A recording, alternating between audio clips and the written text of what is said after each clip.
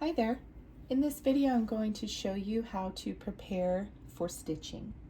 First you're going to want to make sure that your fabric is in your hoop tightly.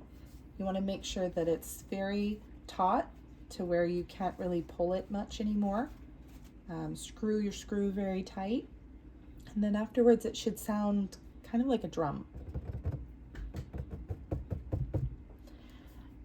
So that's, now that your fabric is in your hoop and it's very taut, you can prepare your thread. So I'm going to use this DMC, it's called Avocado. It's a variegated floss, 6-strand, number 92. So first I'm going to get about, say, 18 inches or so. You could do more than that, but what I find is it can tend to get knotted up a bit much if you have it too long.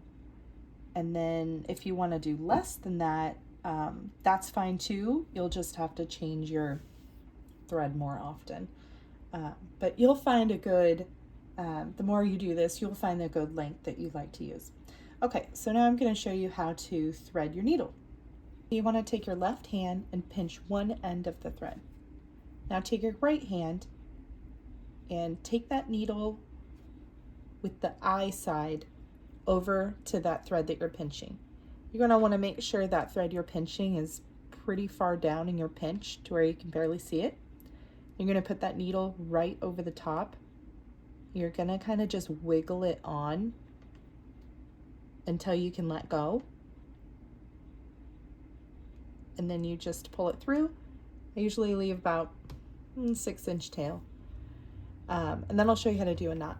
But first note is, if you're not used to embroidering, you may tend to, every time you pull through, get this shorter and shorter and shorter.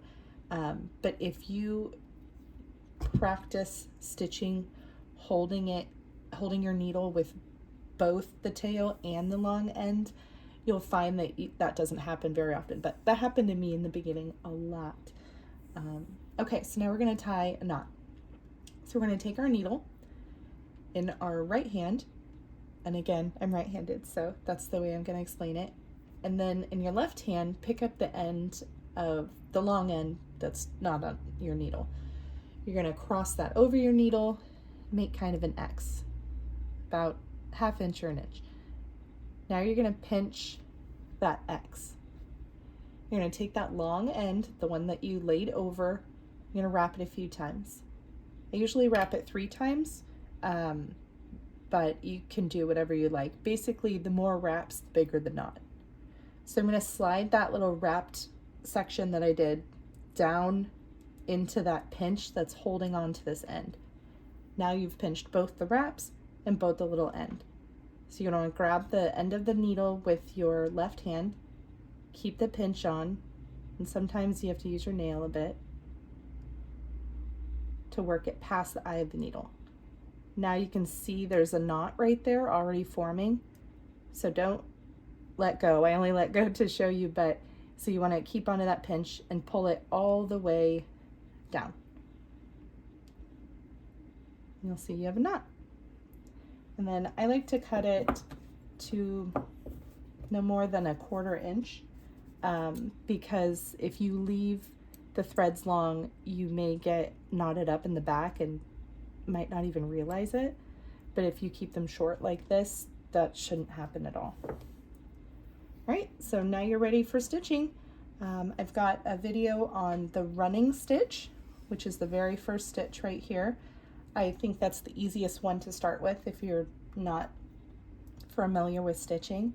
I will be adding a link to that running stitch video below.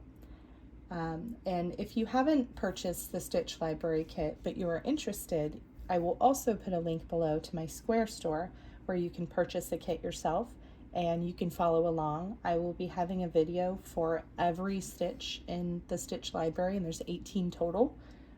So yeah, like and subscribe and follow along.